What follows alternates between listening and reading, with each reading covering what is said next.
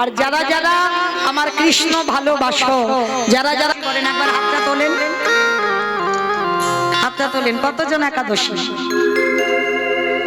এই কটা হাত করিস বাবা, করিস একাদশী? ওরে বাবা, আমাকে ওই কতগুলো হাত একবার দেখাও, কতগুলো হাত একাদশী? এই কটা? বাহ, সামান্য একাদশীর কথা বলছি তাই হাত ওঠে না, তাই একটা দুটো ওঠে না কেন? হিন্দু ধর্মের মানুষ হয়ে, সনাতন ধর্মের মানুষ হয়ে কিছু তো আমাদের করতে হবে, তাই না? তো যাই হোক, আমি চাপিয়ে দিচ্ছি না, কেমন? চরণ ধরে বলে যাচ্ছি, যদি মাসে দুটো করে না পারেন অন্তত বছরে 4টে অন্তত করবেন। এই শয়ন উত্থান পাশ বৈম এই কটা একাদশী অন্তত পালন করবে, কেমন? একাদশী করবে। অন্যান্য ব্রততে যদি বা খিদে পায়, আমার মনে হয় একাদশীতে তো খিদে পাওয়ার কথা নয়। তুমি পঞ্চশস্য পাপ দিয়ে তো প্রসাদ পাবে, অনুকল্প পাবে, দুধ ছানা পাবে, ফল আহার পাবে, এগুলো তো পাবে, তাহলে তো খিদে পাওয়ার কথা নয়। মনে রেখো মা, একাদশী তিথি আমরা হিন্দু ধর্মের মানুষ, কিছু কিছু নিয়ম আমাদের মানতে হয়। আমরা সমাজে চলি না, হিন্দু ধর্মের মানুষ হয়ে আমাদের কিছু বার ব্রত করতে হয়। তাতে কি হয়? সংসারের মঙ্গল হয়। অন্য কিছু হয় না হয় আমি বলতে পারবো না, কিন্তু সংসারের মঙ্গল হবে অনিবার্য। হ্যাঁ, একাদশী তিথিতে বাবা যারা যারা অন্ন সেবা করে, বাবা মাকে হত্যা করলে যে পাপ হয় সেই পাপের বোঝা নিতে হবে। একাদশীতে অন্ন সেবা করলে, গোমাতাকে হত্যা করলে যে পাপ হয় সেই পাপের বোঝা নিতে হয়। একাদশীতে অন্ন সেবা করলে, গুরুজিকে হত্যা করলে যে পাপ হয় সেই পাপের বোঝা নিতে হয়। কারণ ভগবান জগতে সব সৃষ্টি করেছে, পাপটাকেও তো ভগবান সৃষ্টি করেছে। পাপ বলছে প্রভু সবাই একাদশী করে পুণ্য সঞ্চয় করে যদি চলে যায় বৈকুণ্ঠে স্বর্গে যায়, তাহলে আমি পাপ, আমি যাব কোথায়? ভগবান বলছে পাপ শোনো, আমি তোমাকে জন্ম দিয়েছি, আমি তোমার জায়গা করে দেব। একাদশী তিথিতে যারা যারা পঞ্চশস্য সেবা করবে, তুমি পাপ ওই পঞ্চশস্যের মধ্যে প্রবেশ করবে। আর যারা যারা পঞ্চশস্য সেবা করবে একাদশী তিথিতে, মানে ওই চাল জাতীয় জিনিস, গম জাতীয় জিনিস, হ্যাঁ ধান জাতীয় জিনিস না, সরষের তেল, এইগুলো যারা ব্যবহার করবে, এগুলো শস্যের মধ্যে পড়ছে, তো এগুলো যারা ব্যবহার করবে তাদের মধ্যে তুমি প্রবেশ করবে। তাহলে মায়েরা, যত তোমার হৃদয়ে জড়তা থাকবে, যত ভেজাল থাকবে, যত জিলিপির মতো একেবারে হৃদয়ে পেঁচ আছে না, অনেক পেঁচালো মানুষ, সোজা রাস্তায় গেলে হয় ও ঘুরবে, শুধু ঘুরবে। ভগবান বলছেন কৃপা হইতে হবে কিন্তু দেরি। সোজা সরল যারা হয়, শিশু যেমন বোঝে না বাবা কি আমার শত্রু কি আমার মিত্র, শিশু কি বোঝে? যদি তুমি শত্রু হও, যদি বাচ্চাকে কোলে নিতে যাও, সে তোমার কোলে উঠে যাবে, সে কিন্তু জানে না ও আমার বাবা মার শত্রু।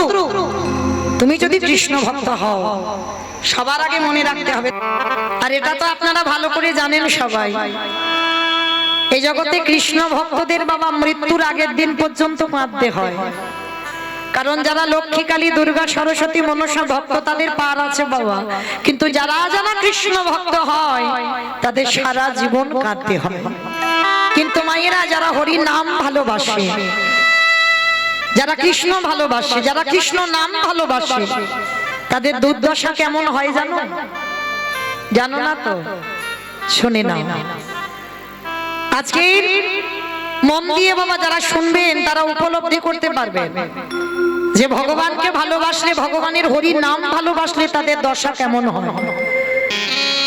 কেউ রেগে গেলে আমার করার কিছু নেই বাবা, এটা বাস্তব। সবার প্রতি ভালোবাসা বাবা মা এক থাকে না, একটু কম বেশি হয়ে যায়, কিন্তু বেশিরভাগ বাবা মার ওই ছোটটার উপরে একটু টানটা হয়।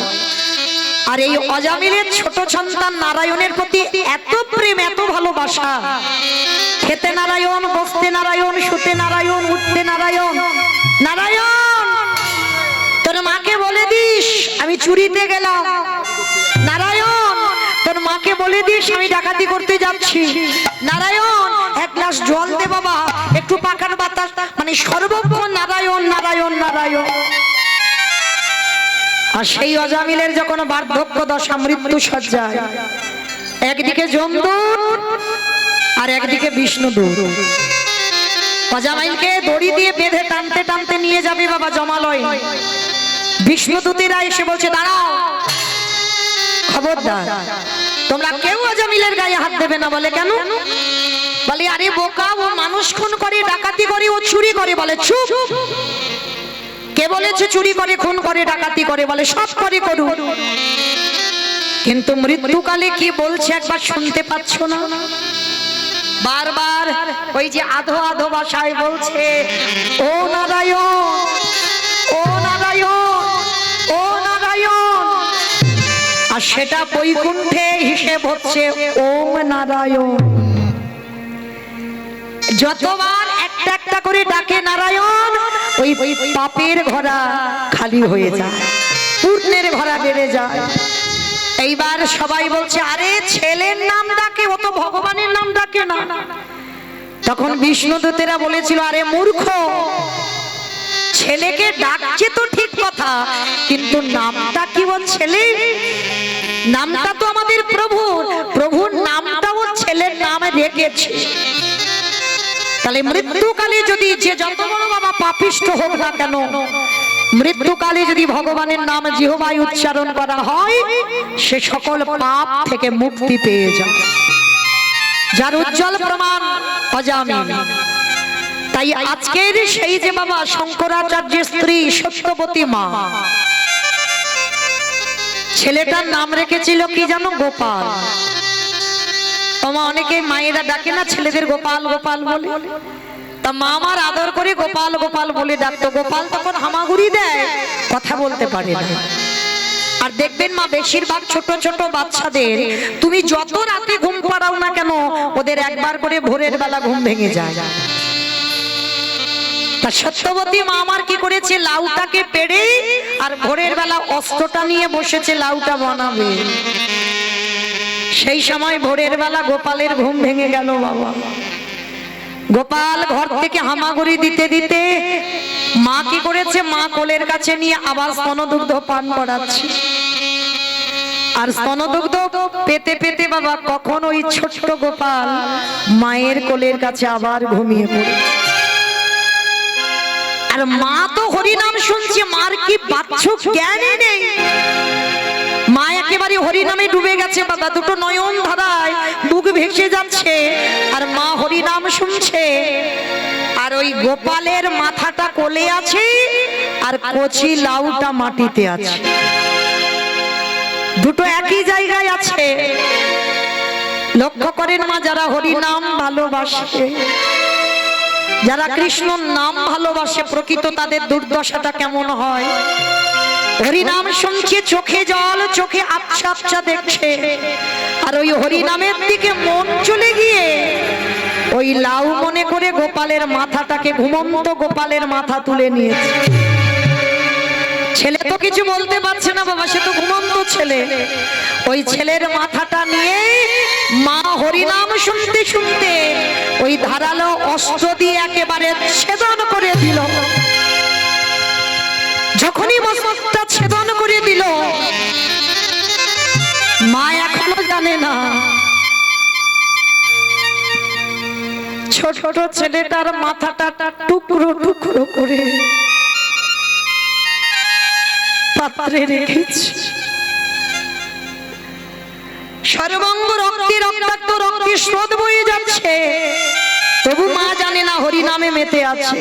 ওই যে নিমাইয়ের হরিনামের ধ্বনিটা কানে আসছে, মাথা দোলাচ্ছে আর হরিনাম করছে, আর ওই ছেলের মাথাটা কাটছে। কে গো এমন ভক্ত জগতে দেখাতে পারবে?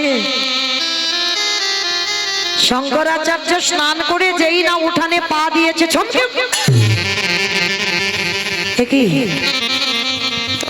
এত রক্ত, এত রক্ত কোথা থেকে এলো? যেই না বারান্দায় গেল, গিয়ে দেখলো সত্যবতী মা আমার হরিনাম করছে গুনগুন করে। মার কোলে আছে গোপালের দেহটা, আর মা ছেলের মাথাটা টুকরো টুকরো করে পাত্রে রেখে দিয়েছে। চিৎকার করে বলে উঠলেন, সত্যবতী, সত্যবতী গো,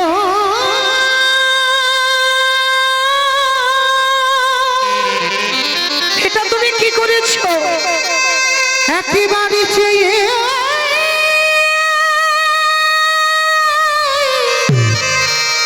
তুমি চেয়ে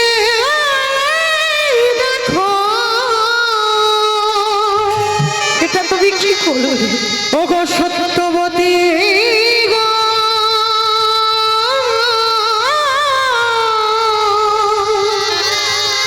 একেবারে চেয়ে দেখো। সত্যবতী তখনও খেয়াল নেই বা কি দেখবে, তখনও হরিনামে ডুবে আছে। শঙ্করাচার্য এসে অঙ্গ স্পর্শ করে বলছে, সত্যবতী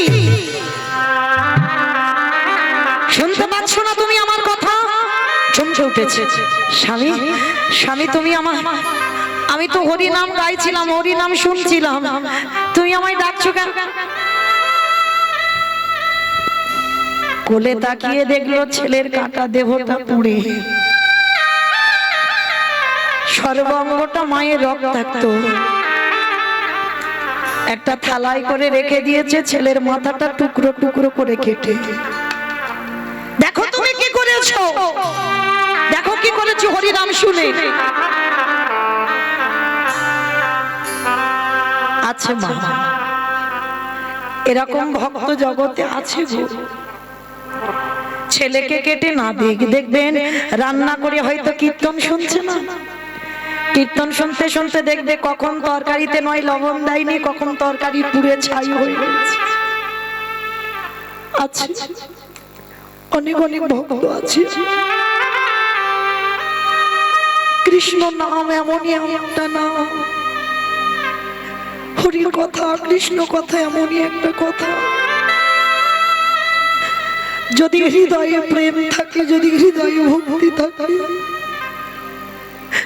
পাগলের মতো হয়ে যায় বাবা। বাহ্যিক জগতের কিছু খেয়াল থাকে না। সত্যবতী মা চিৎকার করে বলল, গৌর হরি, গৌরী হে,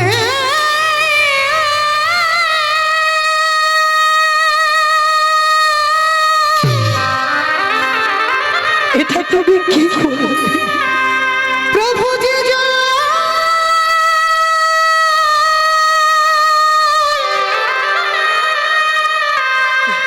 প্রভু যে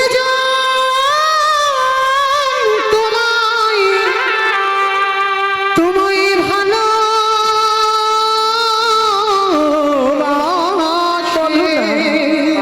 তার কি তুমি এমনি করে কাঁদো? তার কি এমনি করে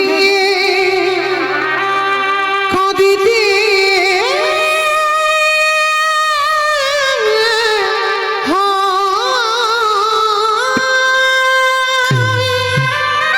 পাগলিনী হয়ে গেল সত্যবতী মা। শঙ্করাচার্য তাড়াতাড়ি করে সত্যবতীর মুখটা চেপে ধরে বলছে, চুপ চুপ, কাঁদবে না, খবরদার একটু কেঁদো না, আমার প্রভু ঘরে আসছে, আমার বাড়ি হরিনাম বন্ধ হয়ে যাবে। সত্যবতী,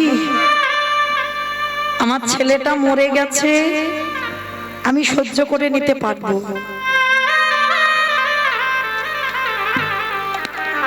কিন্তু আমার বাড়িতে যে একদিন হরিনাম হবে না, সেইটা আমি সহ্য করতে পারবো না।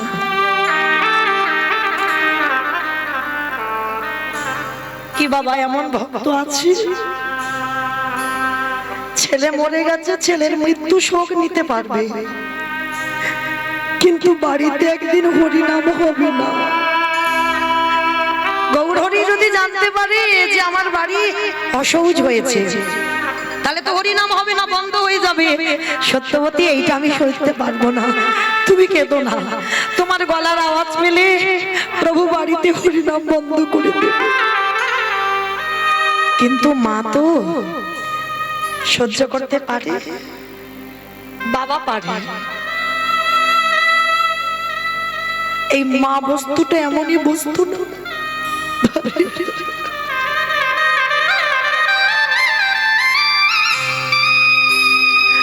এই মা ডাকটা খুব ছোট না,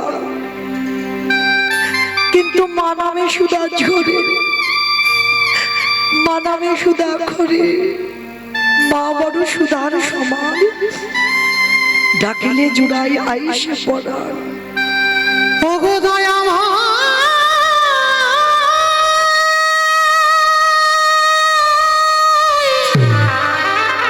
ভালোবাসো, একটু সাবধানে থেকো মা। যে করে আমার আশ, তারে করি সর্বনাশ, তারপরেও যদি না ছাড়ি আমার পাঁচ, তারপরে হই আমি তার দাসারও দাস। আজকে লীলাটা শুনলে বুঝতে পারবেন একজন সন্তান তার মায়ের জন্য কি করতে পারে। ছোটবেলা থেকে যে মায়ের দুঃখ কত, মায়ের কষ্ট মোচন করতে আজকে ছেলেটা কি করতে পারে। চলেন আজকে আমরা যাব বর্ধমান কাটোয়া কাঞ্চননগর গ্রাম। আর এই কাটোয়া কাঞ্চননগরে এক জনম দুঃখী মা বাস করতেন, যে মায়ের নাম ছিল মায়াবতী ঘোষ, স্বামীর নাম ছিল দ্বিজ ঘোষ। স্বামী স্ত্রী দুজন ভগবানের সেবা পূজা করে। একদিন স্ত্রী স্বামীর চরণ দুটো ধরে বলল, স্বামী গো একটা কথা বলবো। কি কথা? স্বামী আজকের আমি আছি, তুমি আছো, প্রভু সেবা হচ্ছে, কিন্তু যেদিন আমরা দুই লোকে কেউ থাকবো না, আমার প্রভু সেবা দেবে কে? পুরুষ মানুষ বুঝতে পেরে গেল, মায়াবতী এতদিন ধরে তুমি কোনোদিন আমার কাছে সন্তান কামনা করনি, আর আজকে তুমি সন্তান কামনা করছো। স্বামী গো আমার জন্য নয়, তোমার জন্যও নয়, আমাদের অভাব মানে আমার রাধা মাধবের সেবা দেবে কে? ওই জন্য সন্তান চাইছিল। মায়া ভগবানের কাছে চেয়েও না, চাইলে কম পড়ে যাইতো। মনে রাখবে মা, যারা যারা আমরা ভগবানের কাছে চাই, যতটুকু চাইবো ততটুকু দেবে। ভগবান বলছে কর্ম করে যা, ফলের আশা নিয়ে নো। আর ফলের আশা বাদ দিয়ে যদি তুমি কর্ম করতে পারো, তাহলে এত কিছু দেয়, এত কিছু দেয়, তুমি রাখবার জায়গা খুঁজে পাবে না। তা মায়াবতী বলল, বেশ আমি কথা দিলাম, আমি আর ভগবানের কাছে কিছু চাইব না। চলো মায়া, সন্ধ্যা আরতির সময় হয়ে গেছে, সেবা পূজার সময় হয়ে গেছে, আর দেরি নয়, চল চল। দুজনে বসে বসে সেবা পূজার আয়োজন করে। আর মায়াবতী মনে মনে বলে, বলো না দয়াময়, বলো কেন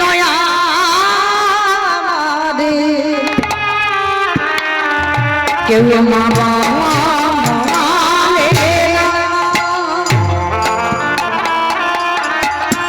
আমি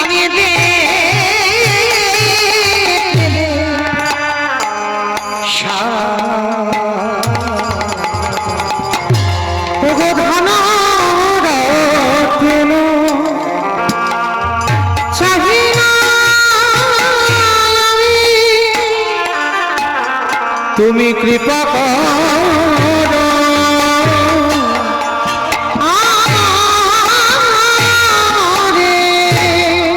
যেই না মায়াবতী বলে উঠল, স্বামী আমি আর তো চাইবো না কিছু, কিন্তু মনের ভিতরের যে কথা আমার ভগবানের কানে পৌঁছে গেল।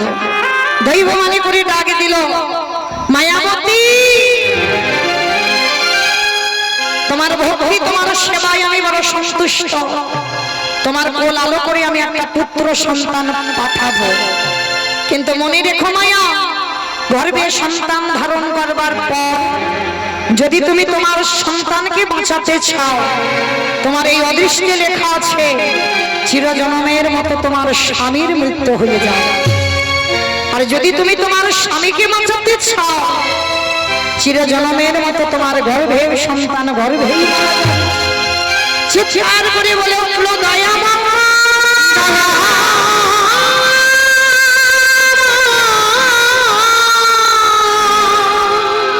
এটা তোমার কেমন লীলা, কেমন বিচার? আমি সন্তান চেয়েছি আমার জন্য নয়, সন্তান চেয়েছিলাম তোমার সেবার জন্য। আর তোমার সেবার জন্য সন্তান পেয়ে আমাকে বৈধব্য জ্বালা পেতে হবে। তথাপিও মা, একটা নারী জীবনের তিনটে প্রধান, তার সংসার, তার সন্তান, তার স্বামী। আচ্ছা আমার সংসারের কথা বাদ দিলাম, এবার বলেন তো দেখি, স্বামী আর সন্তানের মধ্যে কাকে বেশি ভালোবাসেন? ভেবে বলবেন। সন্তান পাওয়ার পর সন্তানকে বেশি ভালোবাসেন না স্বামীকে বেশি ভালোবাসেন? সন্তান। বেশ, আর এইদিকে সন্তান, সন্তান। আর কেউ? এবারটা আবার বলে দুজনকে, মানে কেউ যাতে চটে না যায়। কি গো মাইরা, সবাই কি সন্তান? আর কেউ কেউ বলতে পারছে না বাবা, মানে মুখের ডোগাতে এসে গেছে যে বলবো, কিন্তু বলতে পারছে না। কেন জানো? তার স্বামী হয়তো কোথাও বসে আছে বা দাঁড়িয়ে আছে, সে কিন্তু দেখছে তার বউয়ের দিকে, দেখি আমার বউটা কি বলে। একবার যদি বলে যে ছেলে ভালোবাসি, কালকের ব্যবস্থা হয়ে যাবে। মৌমিতার কীর্তন শুনতে শুনতে বললে ছেলে ভালোবাসি, যাও ছেলের কাছে যাও। আছো কেন এখানে? এই ভয়ে অনেকে বলতে পারছে না। কিন্তু মা, এখানে কেউ কারো ভাসুর নয়, কেউ কারো শ্বশুর নয়, কেউ কারো স্বামীও নয়। এখানে একটাই পরিচয়, আমরা কৃষ্ণ চরণের দাস। যে মা 10 মাস 10 দিন বেদনাটা পেয়েছে সে মা জানে, আর যে মা পাইনি সে জীবনে বলতে পারবে না, আর তার অনুভূতিও থাকবে না। তাহলে বেশিরভাগ মা, যদি এখানে ভোট করা যায় না, বেশিরভাগ মা বলবে সন্তান। তবে হ্যাঁ মা, স্বামী ভালোবাসি না কিন্তু বলিনি। স্বামী যদি 19 হয়, সন্তান একটু বেশি হবে, 20 হবে। ওটা জন্ম দেওয়া সন্তান, তো ওর বেদনাটা একটু আলাদা। মায়াবতী এক বাক্যে বলেছিল, আমি আমার স্বামী নয়, আমার সন্তানটাকে বাঁচাতে চাই। ভগবান দৈববাণী করে বলল, মায়াবতী তুমি তখন ছেলেটার জন্ম দাওনি, তার প্রতি মায়া পড়লো না, তার প্রতি মোহ পড়লো না, তার আগে তুমি তোমার ছেলেটাকে চাইছো কেন? হে দয়াময়, সন্তান তো আমার জন্য চাইনি, সন্তান আমি তোমার সেবার জন্য চেয়েছিলাম। তাহলে তোমার সেবার জন্য যদি সন্তান চেয়ে আমাকে বৈধ পূজা পেতে হয়, আমি হাসতে হাসতে মেনে নিলাম। অন্তত আমি এইটুকু তো জানতে পারবো যে এই সন্তানের জন্ম দেবার জন্য, তোমার সেবার জন্য আমাকে বৈধ পূজা পেতে হচ্ছে। ভগবান মাথায় হাত দিয়ে আশীর্বাদ দিল, তথাস্তু তাই হবে। তোর ছেলেটাকে বাঁচাবো আমি, তবে হ্যাঁ তোর ভক্তিতে, তোর সেবায় একটা আশীর্বাদ আমি দিয়ে রাখলাম। যতদিন তোর গর্ভ লুকিয়ে রাখবি, ততদিন স্বামী জীবিত থাকবে। আর যেদিন তোর গর্ভ বহির্প্রকাশ, সেদিনে তোর স্বামীর মৃত্যু হবে। যখনই বাবা মনে মনে ভাবলো মায়াবতী এই কথাটা স্বামীকে বলতে পারবে না, কিন্তু একটা নারী কতদিন লুকাবে? 5 মাস, এরপরে তো প্রকাশ পাবে। একদিন ভর দুপুর বেলা দ্বিজ শেষে ডাকলো, মায়াবতী, মায়াবতী, তুমি একবারও বলার প্রয়োজন মনে করলে না? হ্যাঁ গো মায়া, বলো না, কি জন্য বললে না? স্বামী জানতে পেরে গেছে, স্ত্রী ঢুকরে ঢুকরে কাঁদছে। স্বামী, তুমি আজ আমার সন্তানের কথা জেনে গেলে, মানে আজ এই দৈব দুর্ঘটনায় তোমার মৃত্যু হয়ে যাবে। কথাটা বলা শেষ, হঠাৎ দ্বিজ ঘোষের শরীরে অজানা জ্বর প্রবেশ। হঠাৎ অসহ্য বুকের যন্ত্রণা, এত বুকের যন্ত্রণা হচ্ছে আর সহ্য করতে পারছে না। চিৎকার করে ডাক দিল, মায়াবতী, কথা দাও মায়া, আর আমি বেশিক্ষণ বাঁচবো না, আমার দেহ থেকে প্রাণটা চলে যাবে, কিন্তু কথা দাও, যে সন্তান তোমার গর্ভে আছে ও পাপের সন্তান নয়, আমার ঔরসজাত সন্তান। আমার মৃত্যুর পর এই সমাজ তোমাকে বলবে দ্বিচারিণী, এই সমাজ বলবে তোমায় কলঙ্কিনী। বলে বলো, আমি তো জানবো এ সন্তান আমার। কথা দাও, আমার মৃত্যুর পর আমার সন্তানের যখন জন্ম দেবে, ওকে করে তুলবে তুমি সমাজে কৃষ্ণ ভক্ত। কথাটা বলে দ্বিজ ঘোষের মৃত্যু হয়ে গেল। অমায়েরা, সন্তান ভালোবাসি বলে তো এই নয় যে আমরা স্বামী ভালোবাসি।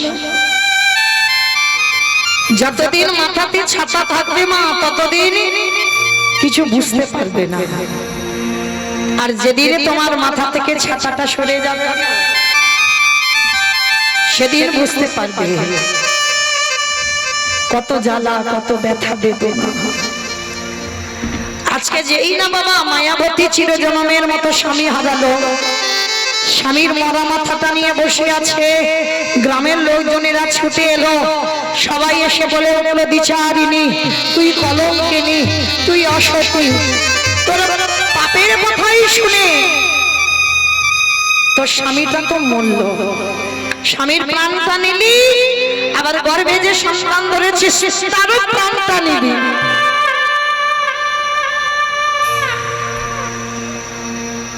বসে বসে পাগলিনীর মতো কাঁদছে। হে দয়াময়, তোমায় ভালোবাসলে যে এত কষ্ট পেতে হয়, তোমায় সেবা পূজা করলে যে এত জ্বালা যন্ত্রণা পেতে হয়, যদি জানতাম না কোনদিন আমি তোমায় ভালোবাসতাম না। কিসের জন্য তুমি আমার স্বামীকে কেড়ে নিয়েছো?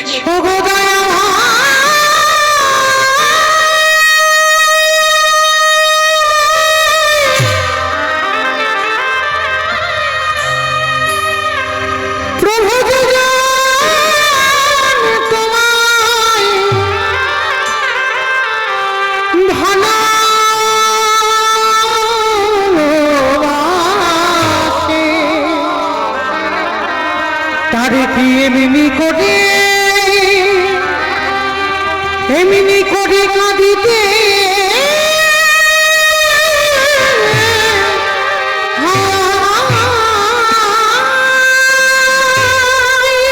সবাই যদি কেড়ে নেবে, কে বলেছিল এমন সংসার দিতে? ফিরিয়ে দাও আমার স্বামীকে, ফিরিয়ে দাও। পাগলিনীর মতো বসে বসে মা আমার কাছে। গ্রামের লোকজনেরা এসে বলে বলেন, দূর হয়ে যা, বেরিয়ে যা। এই কে কোথায় আছিস? ও যদি গ্রামে থাকে আমাদের গ্রাম অপবিত্র হয়ে যাবে, ওকে বের করে দে। আমি ধুর ধুর করে দাঁড়িয়ে দিচ্ছি, সুখের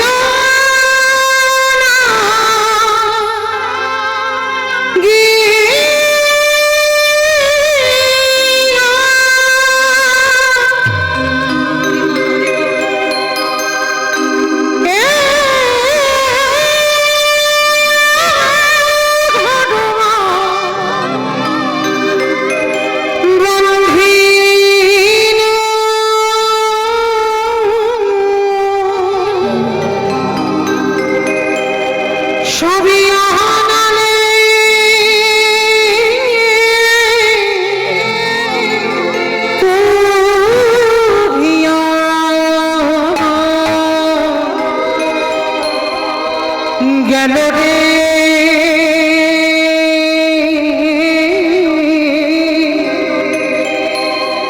সবই আমাকে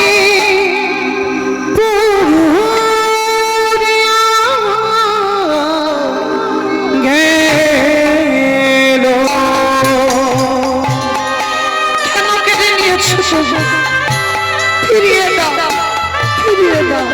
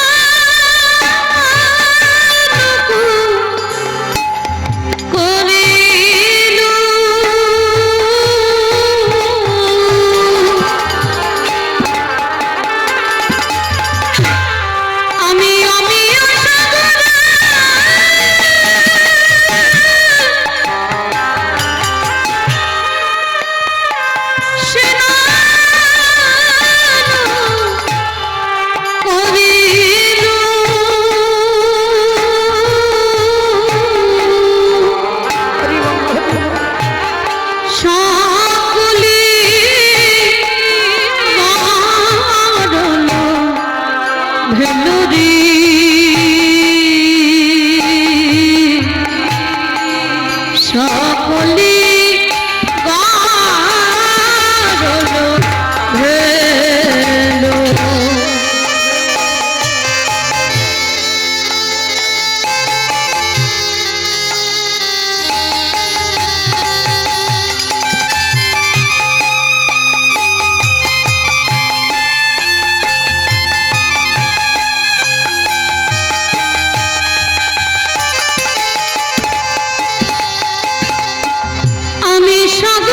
ছিল মানিক লুকানো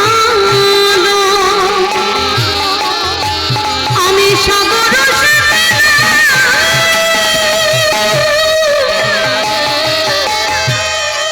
ওই মানিক লুকানো এই অভাগিনী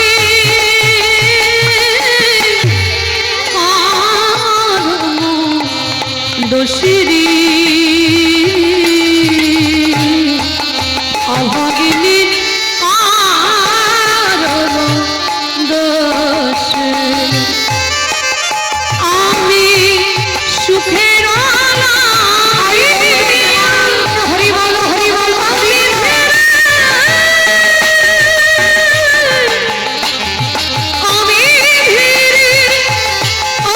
ধীরে বিধিরি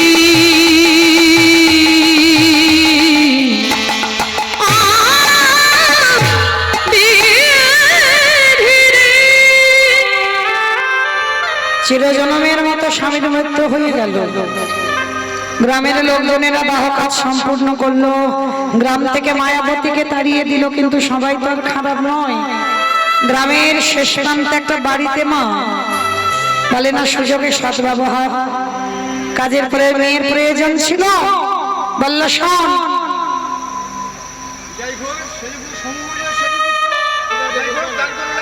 বেশ। আজকে মায়াবতী স্বামীর দাহ কাজ সম্পূর্ণ হয়ে গেল, আর গ্রামের শেষ প্রান্তে একটা বাড়িতে একটা কাজ পেয়েছে। সারাদিন কাজ করে যায়, কোনো মাইনে নয়, ভগবানের ওই প্রসাদী দেয়, আর ওই প্রসাদী একটু করে খেতে দেয়।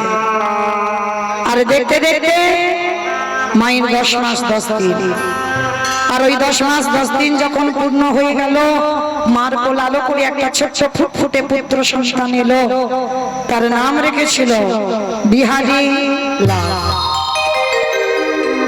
ছেলেটা দুঃখের সংসারে এলো, মায়াবতী হলো তার বাবা, মায়াবতী হলো তার মা। ছেলেটা একদিনের বাচ্চাকে নিয়ে মা কাজে যায়, ওই ছোট্ট ছেলেটাকে রেখে রেখে মা কাজ করে। কাজ না করলে তো তাড়িয়ে দেবে। আর এইভাবে চলতে চলতে মা দেখতে দেখতে ছেলেটার বয়স দাঁড়ালো 5 বছর। আর ওই 5 বছরের ছেলেটাকে রেখে মা কাজে যায়।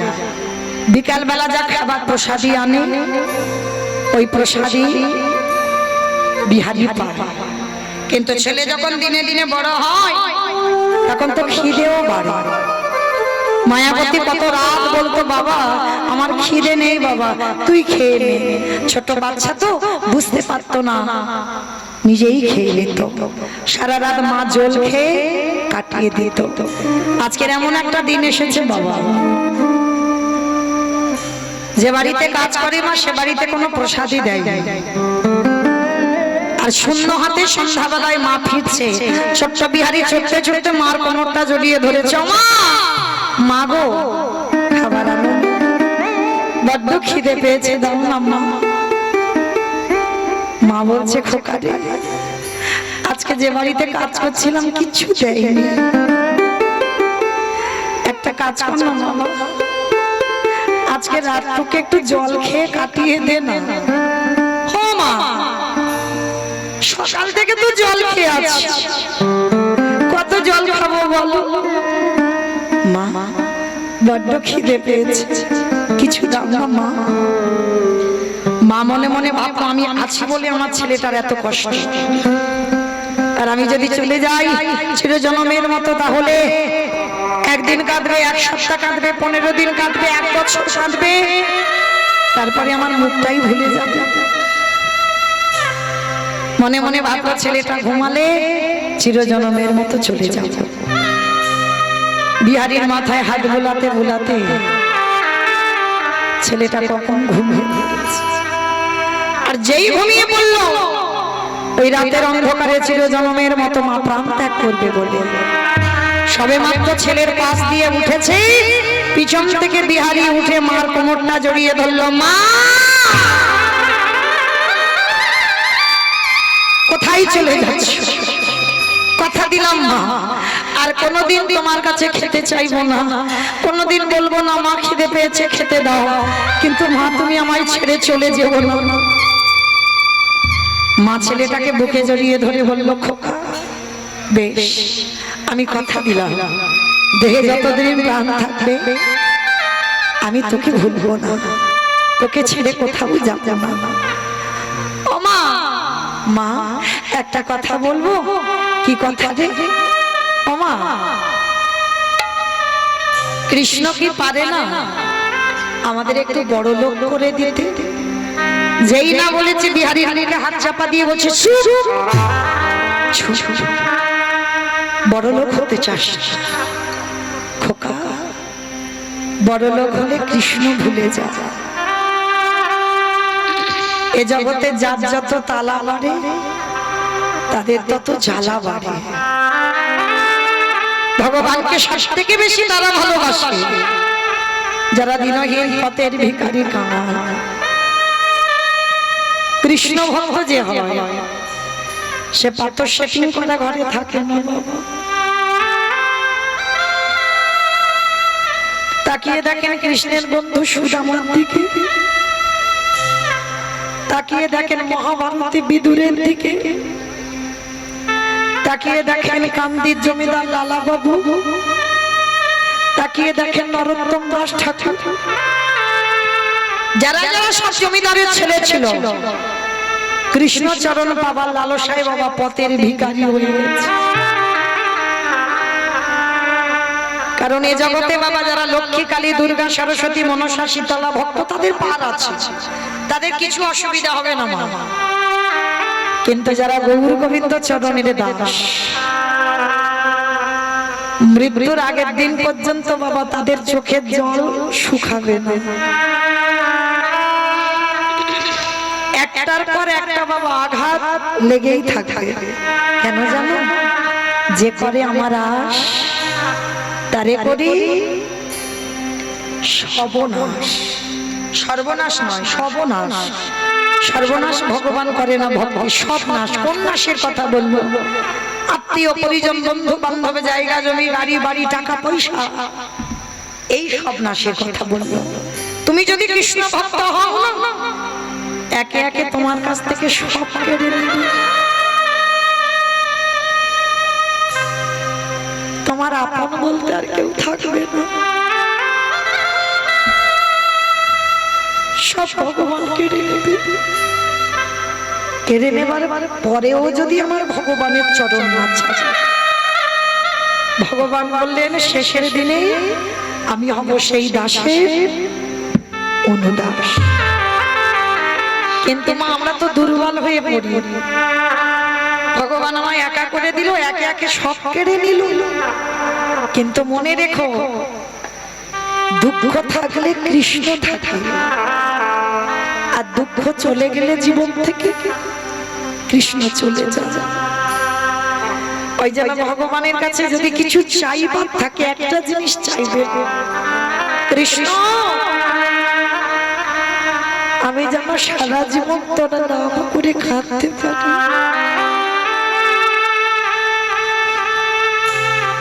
আমার কাছ থেকে তুই সব কেড়ে নিবি, কিন্তু চোখের জলটা কোনোদিন আমার কাছ থেকে কেড়ে নিবি না। এটুকু ভগবানকে বলবে।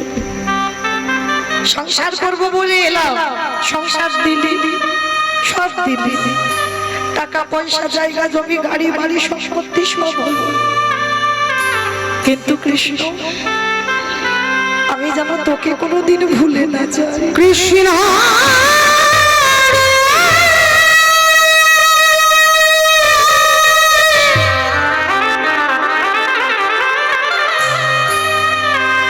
আমি যেন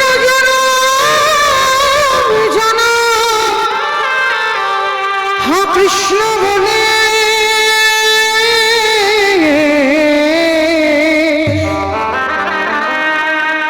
কৃষ্ণ বলে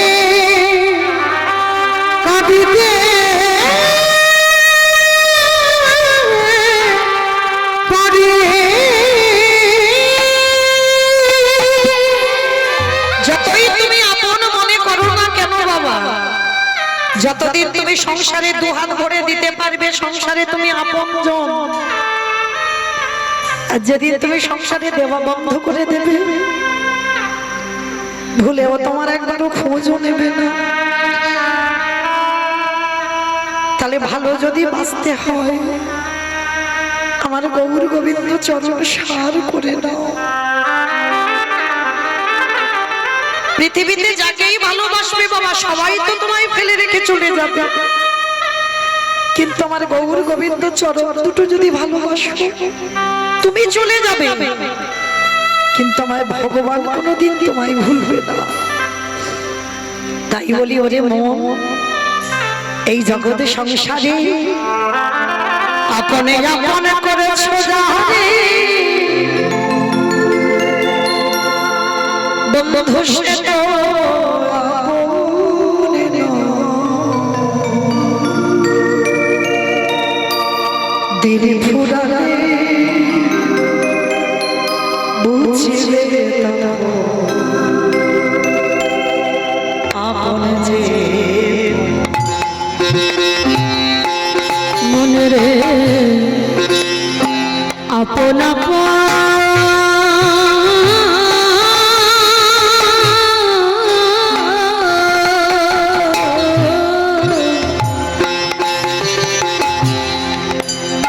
আপন আপন করেছো যারে,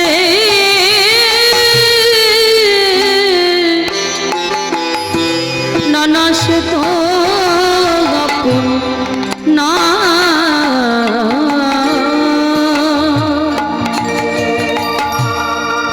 দিন ফুরালে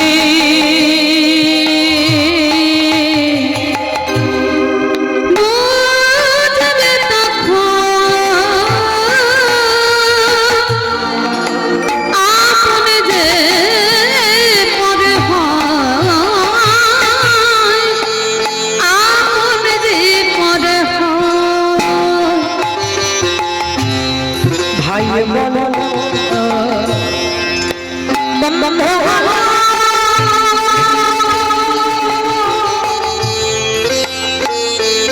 কেউ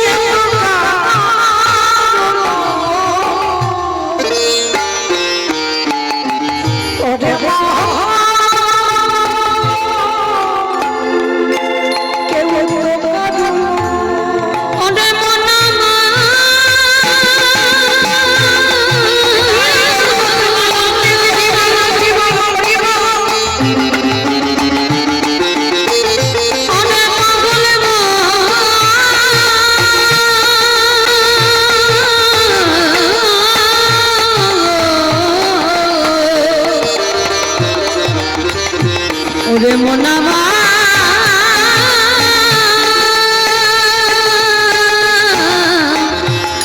মনামা ভাই বলে বন্ধু বলো কেউ তো পারে না। ওরে বাবা, কেউ তো পারে না। দু চার দিনে ওরে দু চার দিনের দেখা শোনা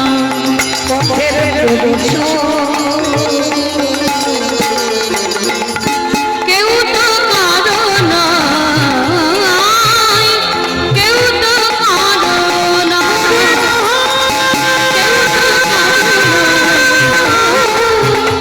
কেউ তো কারো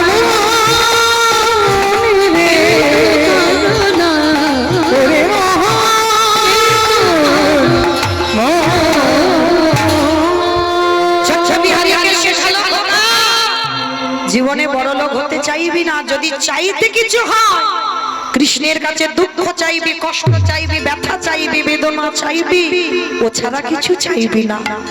ছোট্ট বিহারি বলছে ওমা ঠিক আছে আমি কথা দিলাম আমি আর বড় লোক হতে চাইবো না, কিন্তু মা গো তুমি তো লোকের বাড়ি কাজ করে করে আমায় এত বড় করেছো। ও মা আমিও কাজ করব। কি কাজ করবি বাবা তুই? কেন আমি তো ঘোষের ছেলে, আমি অন্য কিছু কাজ না পারি, আমি তো গরুর কাজগুলো করতে পারবো। তুই দাঁড়া, আমি পাশের গ্রামে একটু গোয়ালা পাড়াতে যাই। ছোট্ট বিহারি ছুটতে ছুটতে গেছে গোয়ালা পাড়ায়। বাবুজি, ও বাবুজি, তোমার গোয়ালে দেখলাম অনেকগুলো গরু বাছুর আছে, দাও না গো আমার একটু গরু বাছুর চড়াতে। আমার মার খুব কষ্ট গো, লোকের বাড়ি কাজ করে, আমায় এত বড় করেছে, আমার মার আর কাজ করতে দেব না, আমি কাজ করি আমার মাকে খাওয়াবো। দাও না গো দু চারটে গরু চড়ানোর কাজ। ওইটুকু দুধের বালক, ওর কথা শুনে বড় লোকটার হৃদয়টা কেঁপে উঠেছে। আহা, এতটুকু দুধের বালক মায়ের দুঃখ মোচন করবে বলে কাজে এসেছে। এই ছেলে, আমার ওই গোয়ালে 6টা গরু আছে, চড়াবি তুই। বলছে শোনো, আমি তো 6টা গরু চড়াতে পারবো না, যদি 2-3টে দাও তাহলে পারবো। ঠিক আছে তাই চড়াবি। আর শোন, তুই 1 মাস গরু চড়াবি, তোকে 25 পয়সা মাইনে দেবো, মানে চারানা।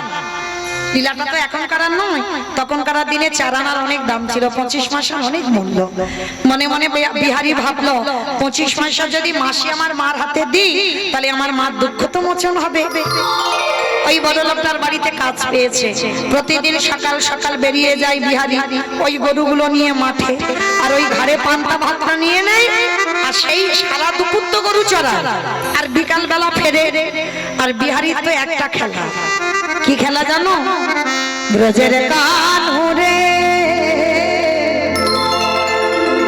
কোন দুঃখে তুই রাজা হবি দ্বারকাপুর। একটু ধরে দাও। ব্রজের কাননে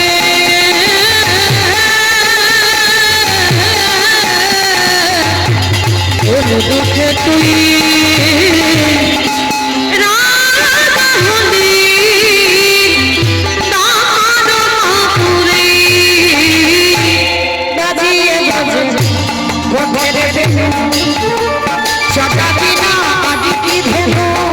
বাজিয়ে বেজে গোপের বেনু, চড়াবি না আর কি ধেনু। করবি না ব্রজে তুই করবি না ব্রজে তোরে শিব শোভে। কোন দুঃখে তুই রাজা হলি দ্বারকাপুরে। কোন দুঃখে তুই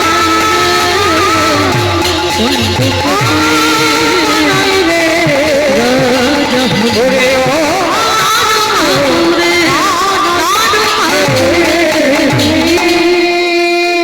এবার বিহারি বাবা সারা দুপুর রোদে রোদে গরু চড়িয়েছে, বিকালবেলা ঘরে ফিরবে। আর বিকালবেলা আস্তে আস্তে বাবা রাস্তা দিয়ে আসছে, আর এই মাঠে যেমন আমি কীর্তন গাইছি, এই রকম কাটোয়া কাঞ্চন নগরে কয়েকজন ভক্ত মিলে ভাগবতের আসর করেছে। ওরে বাবা,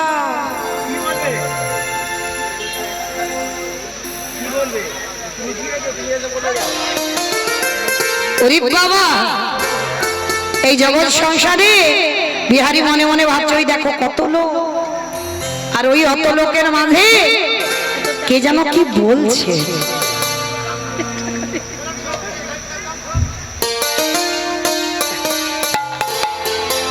রাধে রাধে।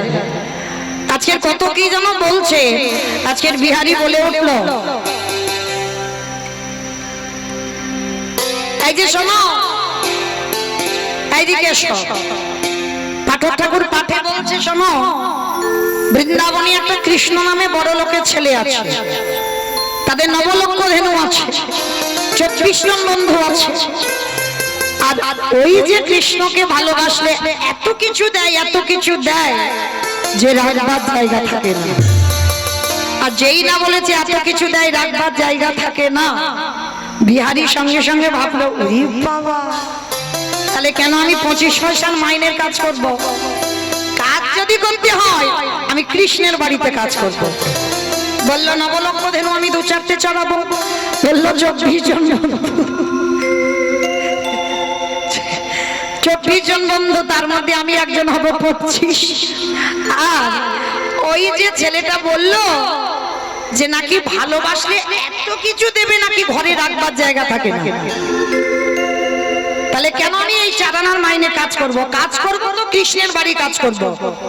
কমাই না, ছোট্ট বাচ্চা ছেলে তো, সে অভিজ্ঞতা নেই যে কৃষ্ণ মানে ভগবান। ও জানে আমি গরিবের ছেলে আর কৃষ্ণ মানে বড় লোকের ছেলে, ওদের বাড়ি কাজ করব। আর আমার মার দুঃখ মোচন হয়ে যাবে। ছোট্ট বিহারি মার কাছে গেছে, ও মা আমি একটা নতুন চাকরি পেয়েছি। সে কি রে, কোথায় চাকরি পেয়েছিস? কোথায় তুই চাকরিতে যাবি? এই যা জায়গাটা যেন কোথায় কোথায় যেন বললো জায়গাটা, ঘুমিয়ে পড়েছে। ও তো রায়দিঘি। রায়দিঘি নাকি চাকরি পেয়েছে বিহারি। কি জানো জায়গাটার নাম? আমার মনে আছে, বৃন্দাবন। বৃন্দাবন। আবার বৃন্দাবনে কৃষ্ণ নামে একটা ছেলে আছে জানো মা, তার নবলক্ষ ধেনু, তার 24 জন বন্ধু। আর ওই ছেলেটাকে ভালোবাসলে নাকি এত কিছু দেয়, রাখবার জায়গা থাকে না। ও মা আমি ওই 25 পয়সার মাইনে কাজ করব না, কাজ যদি করতে হয় আমি ওই কৃষ্ণের বাড়িতে কাজ করব। মা খিলখিল করে হেসে উঠেছে। হ্যাঁ রে খোকা, তোর মাথা ঠিক আছে তো? শোন বাবা, তুই যে কথাগুলো বলছিস ওটা তো লীলা। কৃষ্ণর বৃন্দাবনে থাকে না। 125 বছর বয়সে প্রভাসের তীর্থে যারা রাধে রাধে প্রাণ ত্যাগ করেছে, তাহলে কৃষ্ণর বৃন্দাবনে থাকে না। না, তুমি জানো না বৃন্দাবনে কৃষ্ণ আছে আছে আছে। আর যেই না বলেছে বাবা, ওই যে বললাম বিশ্বাসে মিলায় বস্তু তর্কে বহু। বিশ্বাস যদি থাকে, আজও বৃন্দাবনে লীলা হয়, আজও বৃন্দাবনে বাঁশি বাজে, আজও বৃন্দাবনে ভগবান গরু চড়ায়, আজও বৃন্দাবনে রাস হয়। যার যেমন ভাব তার তেমন লাভ। তো বিহারি কিছুতেই মার কথা শুনছে না। মা বলছে ওটা লীলা, আর ছেলে বলছে না বৃন্দাবনে কৃষ্ণ আছে। মা বলছে এই পাগল ছেলের পাল্লায় কি পড়ে কি করি বলো দিনি দেখি। এই ছোকা শোন, তুই আমার কথা বিশ্বাস করছিস না তো? তুই চলে যা, যে পাঠক ঠাকুর বলেছে তার কাছে যা। সে যদি বলে বৃন্দাবনে কৃষ্ণ আছে তাহলে তুই চলে যাবি। বলে ঠিক আছে মা, তাই হয়। বিহারি ছুটতে ছুটতে সেই পাঠক ঠাকুরের কাছে গেছে। ঠাকুর মশাই, ও ঠাকুর মশাই এইদিকে এসো। কি রে বিহারি, সত্যি করে বলবে তুমি এখানে বসে বলনি বৃন্দাবনে কৃষ্ণ নামে একটা ছেলে আছে? হ্যাঁ বলেছি। তুমি বলনি তার নবলক্ষ ধেনু আছে? হ্যাঁ বলেছি। তুমি বলনি তার 24 জন বন্ধু আছে? হ্যাঁ বলেছি। তুমি বলনি তাকে ভালোবাসা এত কিছু দেবে, রাখবার জায়গা থাকে না? বলনি? বলেছি তো। তা কি হয়েছে তুমি জানো? যে বাড়িতে আমি 25 পয়সার মাইনের কাজ করছিলাম আমি কাজ ছেড়ে দিয়েছি। বলো না। আমার মা বলছে ওইটা নাকি লীলা, কৃষ্ণার বৃন্দাবনে নেই, দেহ ত্যাগ করেছে। তুমি বলো না গো, আমার মার খুব কষ্ট, লোকের বাড়ি কাজ করে আমায় এত বড় করেছে। আমার মার আমি আর কষ্ট দিতে চাই না, ওই জন্য আমি কৃষ্ণের বাড়ি কাজে যাব। কিন্তু আমার মা বলছে ওইটা নাকি লীলা, কৃষ্ণ আর বেঁচে নেই। তুমি বলো না কৃষ্ণ বেঁচে নেই? পাঠক ঠাকুরের চোখে এলো জল। আমি এত ভাগবত পড়ি, এতটুকু বিশ্বাস আমার জাগলো না। আর এইটুকু দুধের ভালো আমার মুখের কথা শুনে ওর বিশ্বাস জেগে গেল। কিন্তু যদি আমি এখন বলি যে বৃন্দাবনে কৃষ্ণ নেই, ওটা লীলা, তাহলে তোর বিশ্বাস চলে যাবে না। এমন কথা বলবো যেটা সত্যি নয় আর যেটা মিথ্যা নয়। এইবার পাঠক ঠাকুর বলছে শোন বিহারি, ওরে বিহারি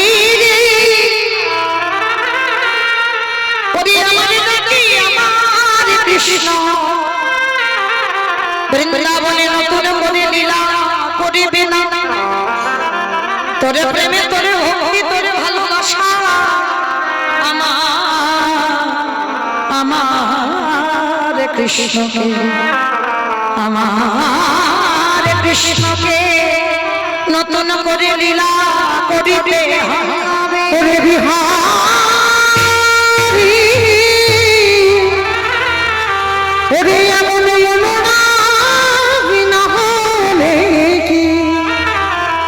কৃষ্ণ পাওয়া যায় এমন ভালোবাসা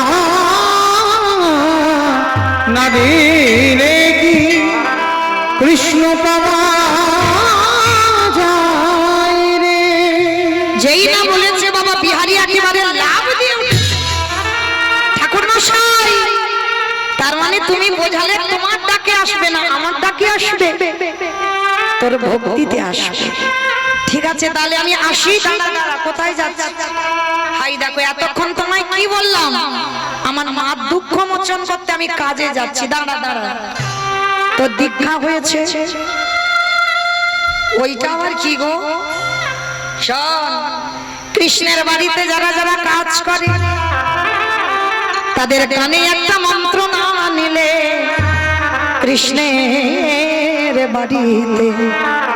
কৃষ্ণের বাড়িতে কাজ করা যায় না। ভাগ্যিস তুমি বলেছিলে, দাও মন্ত্রটা দিয়ে দাও। ওরকম করে নয়, স্নান করে আয়। স্নান করে এলো, মস্তক মুন্ডন করে দিল, গলায় তুলসীর মালা, দাদা সঙ্গে তিলক সেবা, অঙ্গে নামা বলি, স্কন্ধে ভিক্ষার ঝোলা, হাতে ওই যোগীকে সাজাইয়ে দিয়ে গুরুদেবের বিহারীর কর্ণমূলে দীক্ষা মন্ত্র দিয়ে দিল। কিরে দক্ষিণা দিবি না? আমার কাছে তো কিচ্ছু নেই, কি দেব বলো? তবে হ্যাঁ, তুমি ভেবো না আমি ফাঁকি দেব না। আমি তো কৃষ্ণের বাড়ি কাজে যাচ্ছি, 1 মাস পরে অনেক টাকা আনবো। অর্ধেক আমার মাকে দেব আর অর্ধেক আমি তোমায় দেব। পাঠক ঠাকুর বলছে, শোন, আজকে থেকে আমি ঠাকুর মশাই নয়, তোর গুরুদেব। আমি এত শিষ্য করেছি, কোন শিষ্যকে দীক্ষা দিতে গিয়ে আমার হৃদয় কাঁপেনি,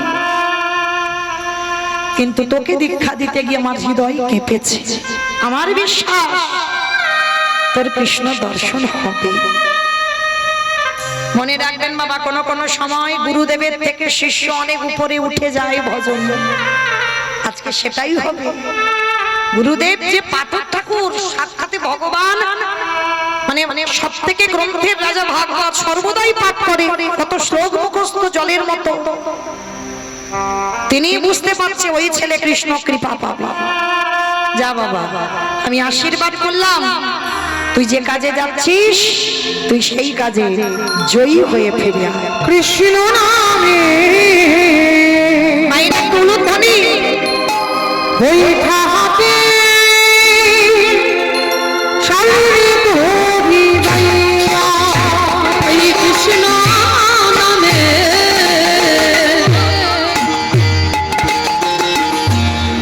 বৈঠা হাতে চলে রে তোরি বাইয়া। ওরে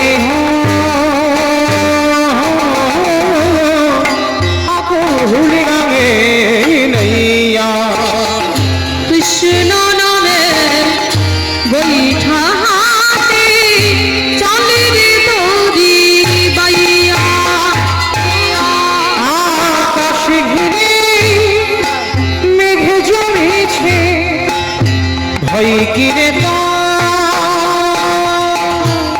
কৃষ্ণ আছে কৃষ্ণ নামে ঘন ভাষা দেহে দেহে গড়াইয়া ওরে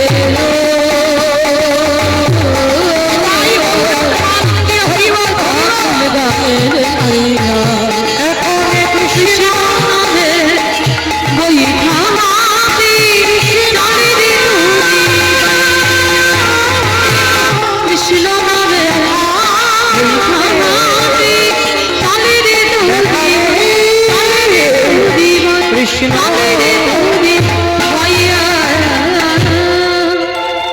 যেই না বলেছে বাবা, বিহারীর আশীর্বাদটা নিয়ে ছুটতে ছুটতে যাচ্ছে কোথায়? বৃন্দাবন, কৃষ্ণের বাড়িতে কাজ করবে বলে। 1 সপ্তাহ অনাহারে অনিদ্রায় আর চলতে পারে না, কথা বলবার ক্ষমতা নেই, অনাহারে অনিদ্রায় কৃষ্ণ এবার কাছে করে নে না বন্ধু, আর যে আমি চলতে পারি না, একবার দেখা দে না, একবার দেখা দে না। ও মায়েরা, ভক্ত যদি গায়ে মনোবাক্যে ডাকে ভগবান কি থাকতে পারে? যেমন কুরুক্ষেত্রের মাঠে বাবা যারা গীতা পাঠ করেন দেখবেন গীতার ছবিটা দেখেছেন, গীতার ছবিটা ভগবান ঘোড়ার লাগাম ধরে আছে, ভগবান নিচেতে, ভগবানের মাথায় ছাতা নেই, ভগবান বৃষ্টিতে ভিজবে, রোদে পুড়বে, ভগবান নিচেতে দাঁড়িয়ে আছে, আর ভক্তকে রথের উপরে বসিয়ে রেখেছে, সেখানে মাথায় ছাতা আছে। দেখবেন গীতার ছবিতে ভালো করে লক্ষ্য করুন, এই হলো আমার ভগবান। নিজে কষ্ট পাবে কিন্তু আমার ভক্ত যেন ভালো থাকে। ভক্তের সামনে সর্বদা আল করে পেতে রেখেছে হৃদয়টা, যত আঘাত আমার কৃষ্ণ অঙ্গে আগে নেবে, তারপরে ভক্তের কাছে যাবে। তা যে ভক্তের জন্য ভগবানের এত অহিতুকি কৃপা, সে ভক্তটা তো যেমন তেমন ভক্ত নয় বাবা। সে ভক্তের তালিকাটা কেমন ছিল জানো? বংশের তালিকাটা, চন্দ্র বংশের তালিকা। বিষ্ণু থেকে ব্রহ্মা, ব্রহ্মার পুত্র অগ্রীব, অগ্রীবের পুত্র সোম, সোমের পুত্র বুধ, বুধের পুত্র পুরুরবা, পুরুরবার পুত্র আয়ুষ, আয়ুষের পুত্র নহুষ, নহুষের পুত্র যজাতি, যজাতির পুত্র যদু, যদুর পুত্র কুরু, কুরুর পুত্র জন্মেঞ্জয়, জন্মেঞ্জয়ের পুত্র গতিশান, গতিশানের পুত্র মনুষ্য, মনুষ্যের পুত্র চারুপাল, চারুপালের পুত্র রুদ্রাসন, রুদ্রাসনের পুত্র হৃদেশ, হৃদেশের পুত্র রক্তিনাথ, রক্তিনাথের পুত্র ব্যাভি, ব্যাভির পুত্র দুষ্মন্ত, দুষ্মন্তের পুত্র ভরত, ভরতের পুত্র ইক্ষ, ইক্ষর পুত্র সংবরণ, সংবরণের পুত্র সুধনু, সুধনুর পুত্র সহদ্র, সহদ্রর পুত্র জবন, জবনের পুত্র কৃতি, কৃতির পুত্র উপরিজবস্য, উপরিজবস্যর পুত্র জরাসন্ধ, জরাসন্ধের পুত্র সহদেব, সহদেবের পুত্র সমাচি, সমাচির পুত্র কুশ, কুশর পুত্র জম্ভু, জম্ভুর পুত্র সুরাত, সুরাতের পুত্র বিহরত, বিহরতের পুত্র আজুকানো, আজুকানোর পুত্র অগ্রধর, অগ্রধরের পুত্র দেব ঋষি, দেব ঋষির পুত্র ঋক, ঋকের পুত্র বিদিক, বিদিকের পুত্র পতিত, পতিতের পুত্র শান্তনু, শান্তনুর পুত্র বিচিত্র বীর্য, বিচিত্র বীর্যের পুত্র পাণ্ডু, আর পাণ্ডুর তৃতীয় পুত্র যে রথে বসলো, যার নাম হলো তৃতীয় পাণ্ডব। ও এত বড় বংশের ছেলে যদি ভগবান তার সামনে ঢাল হয়ে দাঁড়াতে পারে, মা আমরা কৃপা পাবো না? আমরা ভালোবাসতে জানি না, ডাকতে জানি না, তাই তো পাই না। আজকের বিহারীর দিকে তাকিয়ে দেখেন, এক সপ্তাহ অনাহারী অনিদ্রায় যখন রাস্তাতে পাটা আটকে আছাড় খেয়ে পড়ে গেল, চিৎকার করে ডাক দিল, বন্ধু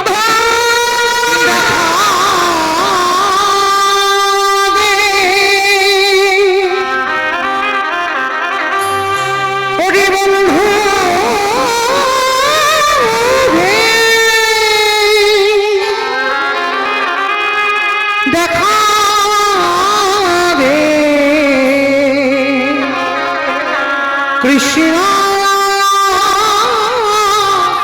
হে দেখা দে কৃষ্ণ রে, কত দূর হাত গেলে দেখা দে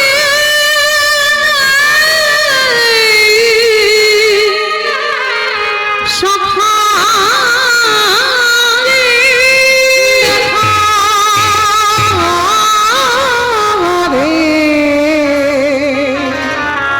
কৃষ্ণ রে ভক্তবাৎসল্য ভগবান আর থাকতে পারল না। বৃন্দাবনে পাথর মূর্তি ত্যাগ করে সচল বিগ্রহ হয়ে এসেছে, বিহারীকে পরশ করেছে, সব জ্বালা জুড়িয়ে গেল। ভগবান ছলনা করে বলছে, এই, তোর নাম কি? আমি বিহারী। বিহারীর তো আর কোনো জ্বালা নেই, ভগবান স্পর্শ করতেই জ্বালা জুড়িয়ে গেল। পরশমণি পাথর লোহাতে ঠেকালে লোহা সোনা হয়, আর আমার ভগবান পরশমণির থেকে আরো মূল্যবান। ভক্তকে পরশ করলে তার হৃদয় সোনার থেকে আরো দামি হয়ে যায়। বিহারীকে বলছে, এই, তোর নাম বিহারী। বিহারী বলছে, তোমার নাম কি গো? ভগবান মনে মনে ভাবছে, আমার তো অনেক নাম, কিন্তু এখন আমি যে নামটা বলবো, আমার নাম বিপদ ভঞ্জন মধুসূদন। যারা যারা বিপদে পড়ে আমি তাদের রক্ষা করবার জন্য আসি। ও তুমি বিপদ ভঞ্জন? আচ্ছা বিপদ ভঞ্জন, তুমি বলতে পারবে কৃষ্ণের বাড়ি কত দূর? ভগবান হেসে উঠেছে। বাবা জলে দাঁড়িয়ে জল জল খুলে বেড়াচ্ছে, মানে জল কই, অথচ জলে দাঁড়িয়ে সামনে কৃষ্ণ বলছে কৃষ্ণ কোথায় বলতে পারবি, তার বাড়ি কোথায় বলতে পারবি? ভগবান তো অন্তর্যামী, সব জানে। মনে মনে ভাবছে এত সোজা সরল ছেলে, কি করে বলবো যে বৃন্দাবনে কৃষ্ণ আর নেই, ওটা লীলা। তুই যেটা শুনে এসেছিস যে কৃষ্ণের বাড়ি কাজ করবে, নবলক্ষ ধেনু 24 জন বন্ধু, সেই লোভে পড়ে এসেছে। কিন্তু কি করে আমি বোঝাবো? না না না, আমার মন্দিরে যে পূজা দেয় তার তো বাড়ি অনেক গরু আছে, আমি মিথ্যা করে বলে দিই ওইটাই কৃষ্ণের বাড়ি। আর ছোট্ট সোজা সরল ছেলে ও কিছুতেই ধরতে পারবে না। ভগবান ইচ্ছা করে বলে দিল ওই তো, ওই যে বাড়িটা দেখতে পাচ্ছিস ওটা কৃষ্ণের বাড়ি। ও ঠিক আছে, তুমি চলো আমাকে একটু নিয়ে।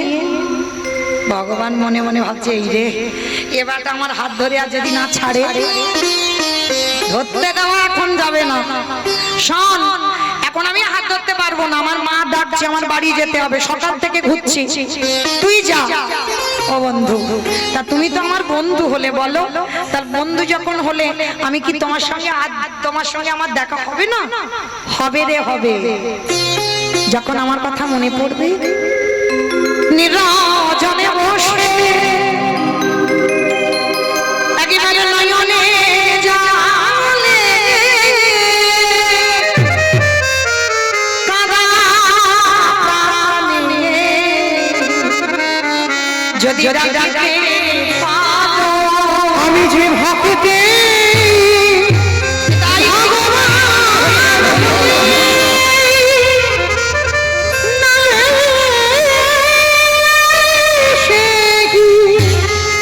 রহিতে পারি, আমি যে ভক্তিতে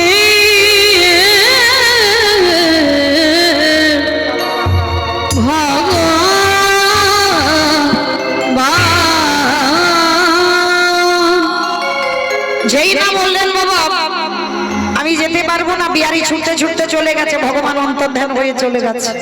আর সেই বাড়িতে গিয়ে ওটা বঙ্গুজির পূজারীর বাড়ি, তাকে দিয়েছে কৃষ্ণ কৃষ্ণ। পূজারী বেরিয়ে এসে বলছে এই কে তোর কৃষ্ণ, কোথার কারার কৃষ্ণ, তুই থাকিস কোথায়, নাম কি, বাড়ি কোথায়, বাবা মাকে? অনেক প্রশ্ন। বিহারীর একটা উত্তর, আমি এসেছি বর্ধমান থেকে আমার মায়ের দুঃখ মোচন করতে। তুমি বলো না গো, এটা কি কৃষ্ণের বাড়ি? পূজারীর চোখে এলো জল, পূজারীর চোখে এলো জল। এতটুকু ছেলে মায়ের কষ্ট মোচন করবে বলে বৃন্দাবনে কাজে, আবার কৃষ্ণের বাড়ি। এ কি জানে না যে যে গল্পটা শুনেছে ওটা লীলা? কিন্তু আমি একে কি করে বোঝাবো এটা কৃষ্ণের বাড়ি নয়? বিহারী আবারও বলছে আমি জানি গো এটা কৃষ্ণের বাড়ি, আর তুমি কি কৃষ্ণের বাবা? আরো কেঁদে উঠল। এ ছেলেটাকে তো সত্যিটা বলা যাবে না। শোন বিহারী, তুই আমার বাড়িতে থাকবি, আমার একটা নিজের ছেলে আছে গোপাল, তুই হলি আমার পালিত ছেলে বিহারী লাল। আর হ্যাঁ, কৃষ্ণ আমার একটা ছেলে, তবে ও হঠাৎ কারোর সঙ্গে সাক্ষাৎ করে না। যদি কেউ অনেক করে ডাকতে পারে তাহলে তার সঙ্গে সাক্ষাৎ হয়। কি গো মায়েরা, সত্যি নয় আর মিথ্যাও নয়, মানে অনেক করে ডাকলে সাক্ষাৎ হয়। তা বিহারী তো ছোট ছেলে, বলছে ও নিয়ে তুমি ভেবো না, আমি এমন কায়দা জানি না, এমন কায়দা করে ডাকবো ও আমার কাছে ছুটে আসতে বাধ্য। বেশ বেশ, আশ্রয় পেয়ে গেল। একটা কথা মা কান খুলে শুনে নাও, তুমি যদি কৃষ্ণ ভক্ত হও সারা জীবন কাঁদতে তোমার হবে, কষ্ট তুমি পাবে, কিন্তু তোমার অন্ন বস্ত্রের অভাব কোনোদিন হবে না। তোমার যদি আশ্রয় না থাকে তথাপি তোমার অন্ন বস্ত্রের অভাব কৃষ্ণ ভক্তের হয় না। আর কৃষ্ণ ভক্ত যে হয় তার দুঃখ থাকে ঠিক কথা বাবা, কিন্তু এক কুল ভেঙে এক কুল আবার ঠিক করেছে। আমাইরা চাকরি প্রমোশন হয়ে গেল, মাইনে বেড়ে গেল, মাঠে গরু চালানোর যে মাইনে আর মন্দিরে যে দারোয়ান হয়েছে ওর মাইনে একটু আলাদা। আর যেই না বললো মাইনে আলাদা, বিহারি দারোয়ান হবো, আর যেই না বলেছে দারোয়ান হবি সঙ্গে সঙ্গে বিহারি কি করেছে জানো? দারোয়ান হয়ে তো দাঁড়িয়ে আছে, হঠাৎ ভোরের বেলা একটা বুড়ো আর বুড়ি এসেছে। হরি বল। একটা বুড়ো আর বুড়ি এসেছে, তবে ওটা বুড়ো বুড়ি নয়। হরি বল। ওই বুড়ো বুড়িটা কে জানো? শিব আর দুর্গা, তাই না? ওটা বুড়ো বুড়ি নয়। আমায়রা যেহেতু আমার দাদা ভাই মায়ের মন্দির প্রতিষ্ঠা করেছে, মায়ের পূজা উপলক্ষে কীর্তন নিশ্চয় যজ্ঞ করছেন মায়ের পূজা উপলক্ষে। চলে শক্তি আরাধনা করলে তবে শক্তি মান হওয়া যায়। চলেন একবার সেই মাকে আমরা একবার স্মরণ করি। সবাই একটু মাথাতে একটু কাপড়টা দিয়ে একবার হাতটা জোড়ো করে বসেন। হরি বল সবাই। রাধে। একটু হাত জোড়ো করে সবাই মায়ের উদ্দেশ্যে বলবেন, যেহেতু মায়ের মন্দির প্রতিষ্ঠা। জয়ন্তি মঙ্গলা কালী ভদ্রকালী পাবিনী দুর্গা শিবধাত্রী স্বাহা স্বাধা স্তুতি সর্বা শিবে সর্ব সাধি শরণে ত্রম্বকে নারায়ণী স্তুতি সৃষ্টি শ্রেতে বিনাশমান শক্তি ভূতেশ্বরাত গুণাশ্রয়ে গুণমো নারায়ণী নমস্তুতে শরণাগত দিনাত পরিত্রাণায় শরণে শরণে নারায়ণী নমস্তুতে জানে সর্বভূতেষু শক্তিরূপেণ সংস্থিতা নমঃ শিবায় নমঃ শিবায় নমঃ শিবায় নমঃ या देवी सर्वभूतेषु मत्तरूपेण संस्थिता नमः शिवाय नमः शिवाय नमः शिवाय नमः